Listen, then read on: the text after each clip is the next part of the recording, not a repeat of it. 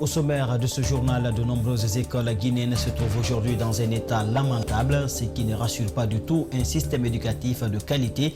Si dans les privés, les conditions d'études sont plus ou moins acceptables, dans les établissements publics, par contre, les salles de classe souffrent d'une pléthore d'effectifs. Et puis, dans l'actualité, un mort et 4 enfants hospitalisés, c'est le bilan de ce qui pourrait être appelé intoxication alimentaire, car les victimes auraient mangé une boîte de corned-beef du nom d'Oderiche. Le drame a eu lieu au quartier Bissiakonde-Bougné, dans la commune de Matoto. Ce sont les titres de ce journal. Bonsoir à tous et bienvenue dans ce 20h sur Espace TV. Dans le récent Conseil des ministres, Gabriel Curtis a prononcé sa communication bimestrielle sur les avancées sur le Millennium Challenge Corporation MCC, un dispositif d'appui à la bonne gouvernance, de la lutte contre la pauvreté et du développement du capital humain initié par le département d'État américain. Face à cette sortie du ministre, Mamadou Sadio Baldé et Alcini Camara ont rencontré Alpha Oumar Diallo pour sa lecture de cette actualité. Plus de détails dans ce reportage. Le chasseur a failli tirer sur le gibier, n'agrémente pas la sauce de madame à la maison dit l'adage. Nous aurions souhaité que le ministre nous dise, je cite, « Nous avons failli perdre le montant que de dire on a failli l'obtenir », déclare le président de l'ADER. Bien, la première des choses, c'est que nous savons que la Guinée a eu 25 points et il fallait plus de 25 pour faire partie des bénéficiaires. La question qu'on pose au ministre, qu'est-ce qui a fait que la Guinée n'a pas eu au-delà? C'est une enveloppe importante pour un pays qui est dans le besoin. En attendant la réponse claire du ministre en charge des investissements et des partenariats publics-privés, le président de l'ADR sait que le gouvernement n'est pas un bon exemple. La gouvernance actuelle, du point de vue politique, du point de vue droits humains, tout ce qu'il y a comme violation à répétition des droits de l'homme, c'est tout cela fait que notre pays va être sanctionné par les pays vertueux, ceux qui sont respectueux de la démocratie et des droits de l'homme. Nous avons des institutions qui sont au service d'un individu, au lieu que ce soit des individus au service de ces institutions au bénéfice des populations. Le gouvernement ne perd pas espoir, surtout que des mesures comme l'adoption d'une loi portant sur la lutte contre la corruption ou l'adoption d'une loi portant sur le code de conduite de l'agent public sont instaurées. Sauf qu'à ce niveau, entre les déclarations et les pratiques, existe un grand fossé. Le cas de Nabaya Gate est une parfaite illustration.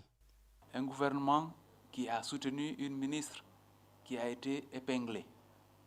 Et vous avez vu, la solidarité est allée jusqu'à produire un communiqué. Et la même ministre a été reconduite dans le gouvernement. Il y a une fronde au sein même du parti au pouvoir pour dénoncer sa reconduction. Malgré tout, elle est encore au gouvernement. Vous voulez que les discours là soient efficaces? Le gouvernement accuse les ONG locales et internationales d'avoir trop chargé l'État près des partenaires. Tarandialo rétorque que les dénonciations de la corruption par le président lui-même en dit long sur le niveau de la mauvaise gouvernance en Guinée. Ce samedi, c'était la journée mondiale des prisonniers politiques. À cette occasion, l'ambassadeur de la paix plaide en faveur de ceux de la Guinée. Il exhorte le chef de l'État, en ce mois saint de Ramadan, d'agir afin de permettre à ces derniers de terminer le Ramadan auprès des siens. Et là, Djeri Badiabi au micro d'Antoinette Dédé Onivogui et Amara Alexila. Que tout bon croyant doit se donner entre nous le cœur. Car Dieu ne voit pas l'habillement, Dieu ne voit pas les bonnes paroles, Dieu ne voit pas, c'est l'action du cœur, ce que nous faisons et ce que nous traduisons avec notre acte, c'est ce que Dieu prend. Et je veux dire par là que nous devons, nous les Guinéens, apprendre à nous se pardonner, à dialoguer. Nous devons être tous les jours autour des tables, dans la famille, dans les mosquées, dans les bureaux, dans les palais, n'importe où les Guinéens se trouvent, à l'intérieur du pays comme à l'extérieur du pays. C'est le moment de pardon. Je vous le disais dans le sommaire, de nombreuses écoles guinéennes se trouvent aujourd'hui dans un état lamentable, ce qui ne rassure pas du tout un système éducatif de qualité. Si dans les écoles privées, les conditions d'études sont plus ou moins acceptables, dans les établissements publics, par contre, les salles de classe souffrent d'une pléthore d'effectifs. Face à une telle situation, le ministre de l'Enseignement supérieur et de la Recherche scientifique a entrepris des mesures urgentes. Djibril Ba, Thierno Sadouba. Ils sont nombreux, les bacheliers, à s'attendre à des surprises de leur premier pas à l'université. Hélas, ils sont vite déçus. Cela est surtout perceptible dans les plus grandes universités publiques du pays. Là, il y avait un problème d'effectif de place. Ouais. Ça, c'était au tout début parce que les effectifs étaient vraiment pléthoriques. Donc, parfois, on avait du mal à gagner de la place. Ouais. Et que même si parfois on venait à 5 heures, vraiment, c'était difficile de trouver de la place. Je crois tout à fait. C'est déjà exprimé, même si en voyant visiblement c'est exprimé, même si on ne le dit pas. Les responsables même ils voient, ça se passe dans l'air ici et sur l'air dit. Chaque matin, les gens se bousculent pour rentrer dans les salles. La licence est surtout d'ailleurs. Donc les salles sont tellement... Il y a tellement d'étudiants, donc certains même restent au niveau des fenêtres possibles les cours. La pléthore des effectifs dans les classes est une véritable préoccupation. Cette année, par exemple, l'Université générale Lansana Conté de Sonfonia a reçu 8000 étudiants. Cet accueil au début a posé de sérieux problèmes aux autorités de l'institution. Certains étudiants même ne voulaient pas y rester. En licence 1, ceux qui viennent pratiquement d'arriver tout nouvellement, il y a certains qui s'asseyent devant la porte, ils font sortir des bancs pour s'asseoir. Question de suivre le cours, c'est visible. À la suite de la prise de contact avec les responsables, des solutions sont immédiatement trouvées. Des rénovations et des nouvelles salles sont en train d'être mises en œuvre. Et nous ne pouvions pas gérer tous ces effectifs, à tous ces programmes, sans avoir un soutien massif de la part de l'autorité. Et c'est ce que l'autorité a eu à comprendre. Et aujourd'hui, je pense que ça peut mieux aller. Il fallait agir aussitôt. Donc il nous a aussitôt instruit d'intervenir très rapidement afin que les étudiants soient dans les conditions meilleures d'études. Le renforcement du capital humain d'un pays passe nécessairement par la qualification de son système éducatif. Une réflexion profonde est vivement sollicitée pour doter les institutions d'enseignement supérieur des outils didactiques adaptés pour de nombreuses générations. Je vous l'annonce également dans le sommaire, un mort et 4 enfants hospitalisés. C'est le bilan de ce qui pourrait être appelé intoxication alimentaire, car les victimes auraient mangé une boîte de cornes de bœuf de la marque Auderich. Le drame a eu lieu au quartier Bessia Côte-des-Bouniers, dans la commune de Matoto. Même si pour le moment, l'état des enfants est stable, les autorités guinéennes interdisent la consommation de cette boîte de conserve. Le compte rendu de Justin Leno et Ibrahima Souri Kamara est rendu par Alcini Bari. Le drame remonte au mercredi 14 avril 2021. Il était 4 h du matin ce jour-là, quand la victime et sa famille se sont réveillés pour manger, en vue de préparer la journée du Ramadan. Ils ont d'abord pris de l'eau chaude, puis une boîte de conserve mélangée à la mayonnaise, sauf qu'il ne fallait pas. Et le papa plus 4 autres enfants ont mangé le corne. Le papa a partagé le corned-beef qu'il a mis dans le pain et il a mangé avec ses 4 autres enfants. Pour nous, c'est la boîte de conserve là, de corned-beef de marque Auderich qui est à la base du décès du papa et du malaise des autres enfants. Le service du contrôle qualité s'est saisi du dossier. Il apporte des précisions. Et c'est l'objet même d'ailleurs de notre visite ce matin. Nous avons identifié le stock existant. Il y a 54 cartons qui existent. Donc le stock sera mis sous scellé. Une notification de saisie conservatoire sera faite. Des prélèvements seront faits pour des fins d'analyse afin de s'assurer est-ce que le produit est de bonne qualité. Et ce qu'il faut rappeler, les produits d'origine animale, n'est-ce pas, ne relèvent pas de l'Office national de contrôle de qualité, mais plutôt des services vétérinaires de l'élevage. Mais dans l'esprit de solidarité, parce que tous ces services-là concourent à la protection des consommateurs, donc nous œuvrons activement pour cela afin vraiment de trouver une solution à ce problème. Le problème provoque déjà de multiples réactions, notamment sur les réseaux sociaux. Avant toute chose, de mettre la main sur le produit, de l'analyser, mais aussi de demander à travers l'association des consommateurs que nous sommes, de faire en sorte qu'on puisse informer nos consommateurs qui s'abstiennent momentanément de consommer ce produit avant d'avoir les analyses.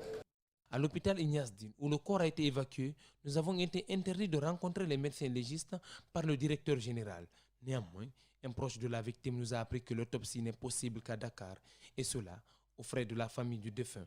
À date, les autorités ont interdit la consommation de la boîte de conserve eau de riche jusqu'à la fin des enquêtes.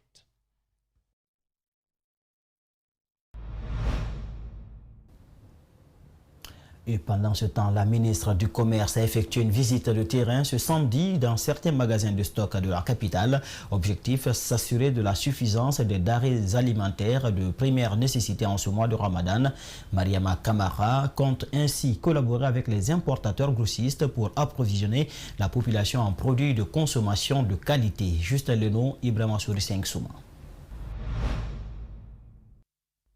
La ministre du Commerce, en compagnie de sa délégation, sillonne les magasins de stock des denrées de première nécessité de la capitale.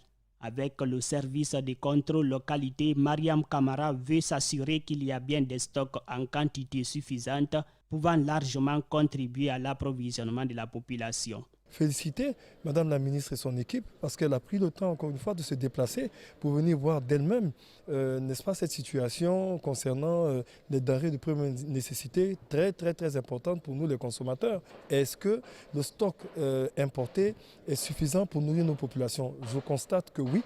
Après les entretiens que Madame la ministre et son équipe ont eu avec l'importateur d'ici et certains régulateurs, on peut avoir bon espoir que c'est le cas.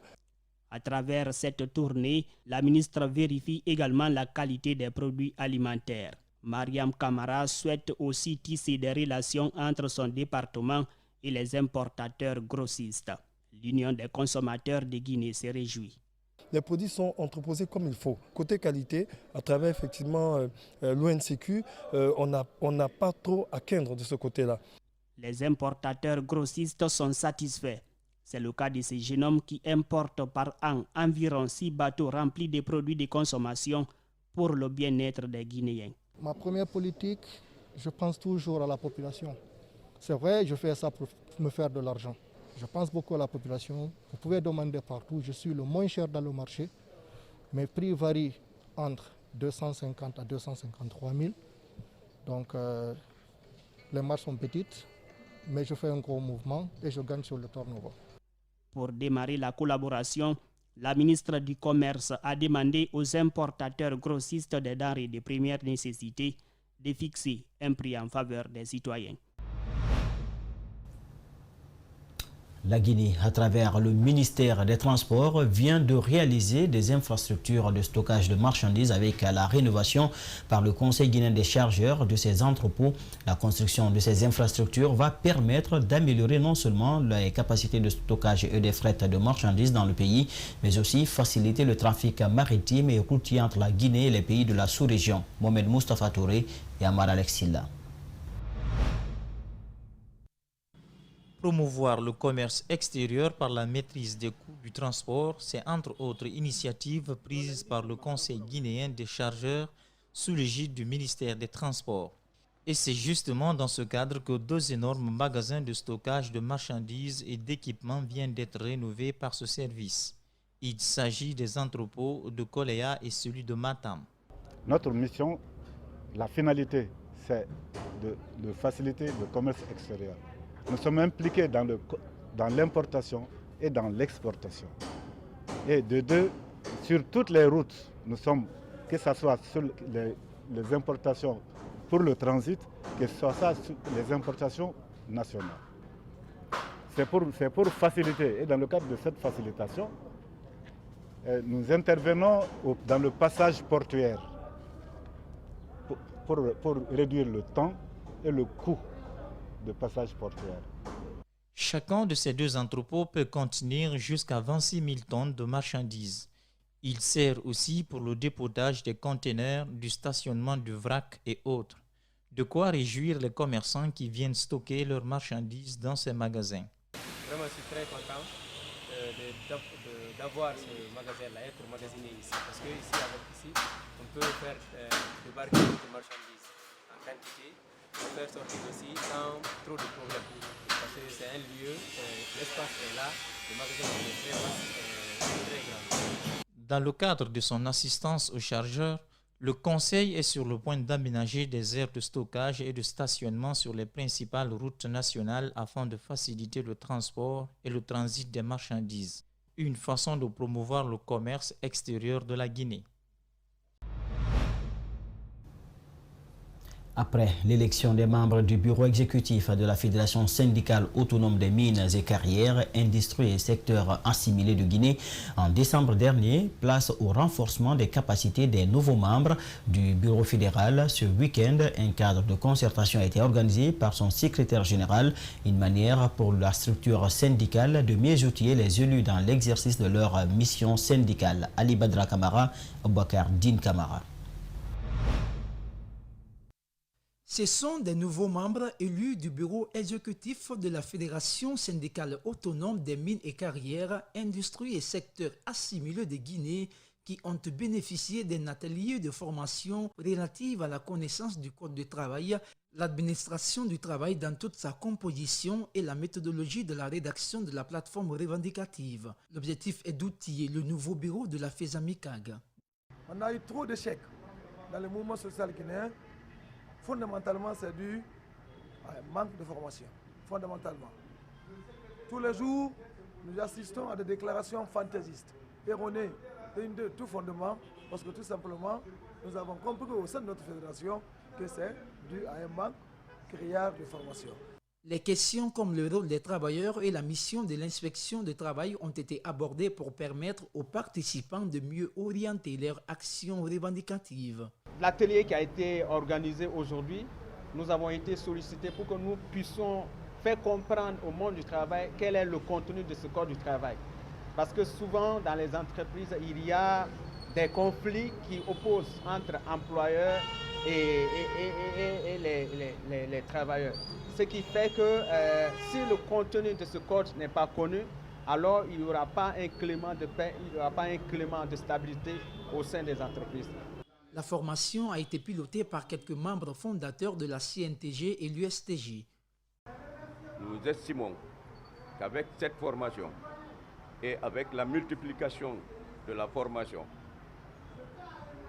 ça permettra aux travailleurs d'asseoir une base solide pour pouvoir mieux négocier avec les employeurs, mais aussi pour pouvoir défendre les intérêts matériels et moraux des travailleurs évoluant dans le secteur minier.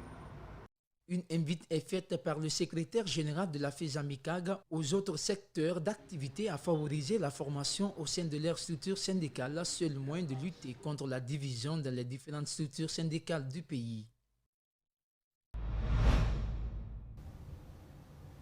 Mesdames et messieurs, c'est la fin de ce journal coordonné par toute l'équipe de la rédaction. Il a été dirigé à la technique par Lamine Sidibé et Salimou Foufana. Merci à tous de l'avoir suivi et bonne suite au programme sur Espace TV. Regardons mieux.